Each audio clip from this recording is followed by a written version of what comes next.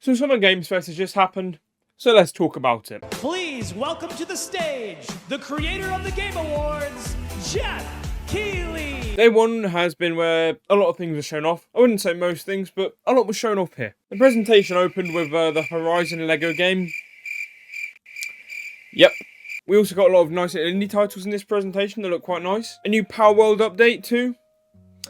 Yep, that game's still around somehow. But now onto the better stuff. We got a trailer, or a revealed trailer, for Civilization 7.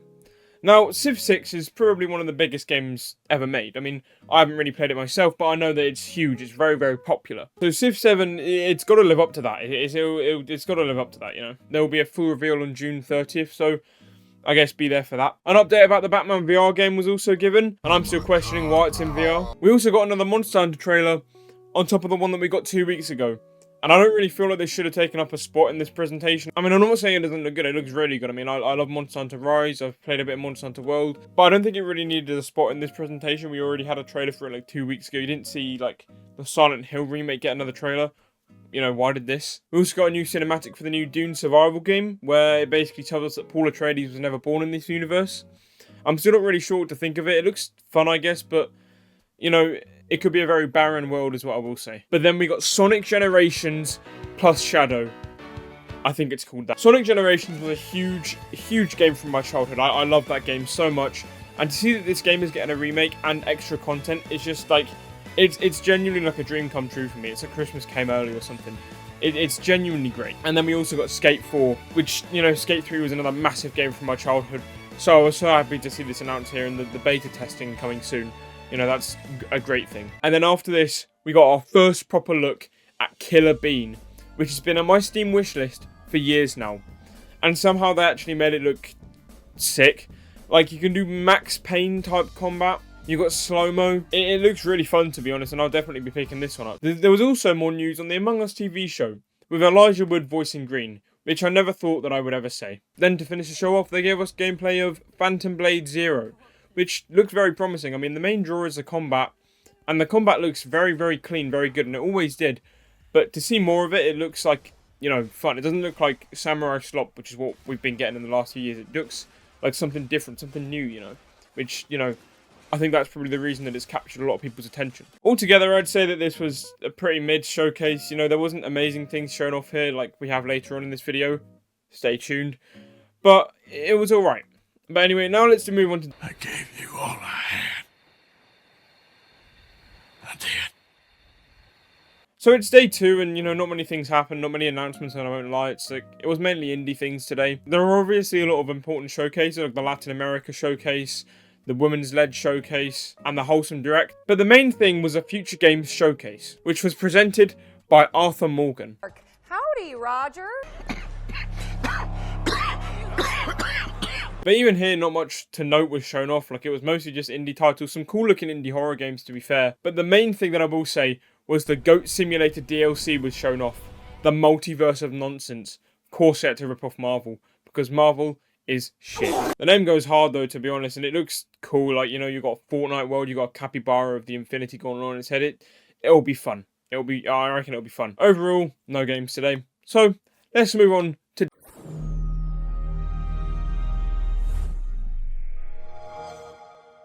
And day 3 was massive. You know, I'm not going to say everything that was announced because the list is way too long. But let's start at the start with the new Doom game, Doom Dark Ages, being the starter game for the Xbox presentation. Now, I'm not a massive fan of Doom. I'm not really a fan of Doom at all. I've not really played any of the games, but I know that they're very good. I like the genre. But this game looks sick. You got this Captain America chainsaw shield. You got a mech that you can punch the demons with. You got a demon that you can, like, fly on. It looks very, very promising. It looks very good. It looks like, you know, a change from what we're used to. The Starfield DLC was also announced, and it looks pretty good. It'll probably give me a reason to come back to the game. I was one of the dumbasses that spent £100 on the pre-order, so let's just hope that this DLC is good, because otherwise that extra 30-40 quid has just gone to waste, you know. It does look good though, you know. It looks like some sort of alien invasion's happening. So, yeah, I mean, I'm all for it. You know, it gives me more of a reason to come back to the game than just scanning plants and Animals and Planets. Flight Simulator 2024 was also announced, but it looks exactly the same as the last Flight Simulator that came out. We also got more Diablo 4 content. I've never been a massive fan of Diablo, but this looks cool, I guess. Now, we also got information on Stalker 2. Stalker's very interesting because this series has been kind of dead for years, and they're bringing it back with Stalker 2, Heart of Chernobyl. My friend's like obsessive Stalker. He loves it. He's been telling me to play the games, and I might, you know, because this game looks very, very good. I'm a big fan of Tarkov, or was. I haven't played it very much recently. And he was telling me how Tarkov basically stole everything from the Stalker games. The inventory system, the guns, and everything like that. So, you know, maybe I will get the old Stalker games and try them out. We also got an actual gameplay trailer on Metal Gear Solid Delta, or Snake Eater, the remake. And it looks a lot like Metal Gear Solid 5, but newer. Obviously, it's a remake, so I think it will play like Metal Gear Solid 5. I doubt that they'd make a remake and have it play like a game from, you know, over 10 years ago. But it looks, you know, it looks very good. We also got a new trailer for Avowed, which is essentially Obsidian's take on the Elder Scrolls. It looks alright. I don't think it looks amazing, but then again, it is Obsidian. These people made probably some of the best RPGs ever made, so I have a little bit of faith in them at least. And then we got Indiana Jones. There's not much to say about this. It just looks like Uncharted, but first person and without the cool climbing. I genuinely think if this wasn't Indiana Jones, then this would have been like a massive flop. It's just kind of nostalgia bait. A new Fable trailer also came out, which, you know, it looks fun. It looks like a, you know, British Elder Scrolls, but more easy to play, I guess. I've never played a Fable game before, but it looks cool. Gears of War E-Day was also shown off, which, you know, not much was shown off, but it looks cool from what was. And then to finish everything off, we have the Call of Duty Direct. And I've got to say, it does look promising, I'll tell you that much. First thing is a campaign, and it is not open world, but there is a hub world. And that hub world is an abandoned KGB manor on the coast. And I think that's just, I don't know, I think that's really cool.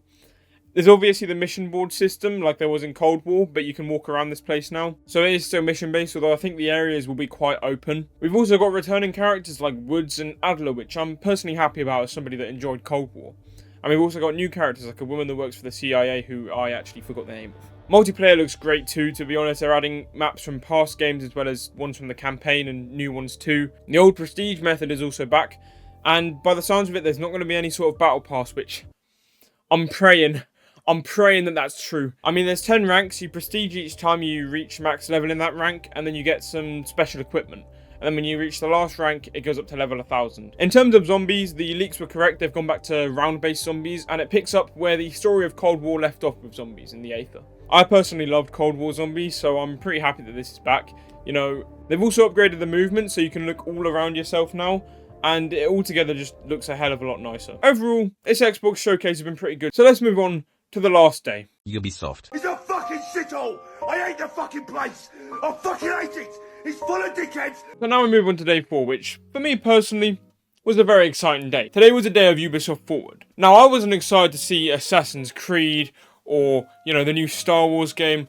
I was excited to see a new Rayman game or some more news on Beyond Good and Evil 2. So I'm happy to say that this show was probably the most disappointing thing I've ever watched. At the start, they showed off Star Wars Outlaws, and it just looks so mid, man. It just doesn't look good. I can't bring myself to like it. There's only 4 planets to explore.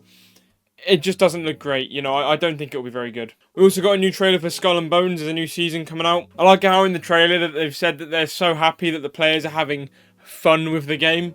So it's a very odd choice of words, Ubisoft, but you know, fair enough. 2 Prince of Persia games were announced, with one coming in 2026 and then one coming out soon, I think. The one coming out soon is called The Rogue, and it actually looks quite good. It's like my kind of game. And then there's another one coming out in 2026. And I don't know why Ubisoft announced games so early, it's so stupid. And then there's some DLC coming up for the one for now. I don't really know about Prince of Persia, so, you know, I guess enjoy it if you want. And then there's DLC for the new Avatar game that literally no one played, that I'm pretty sure no one heard of until it was released, and it flopped so badly. I wonder how well that DLC is going to sell. And then there was also the Assassin's Creed Shadows, some more stuff on that.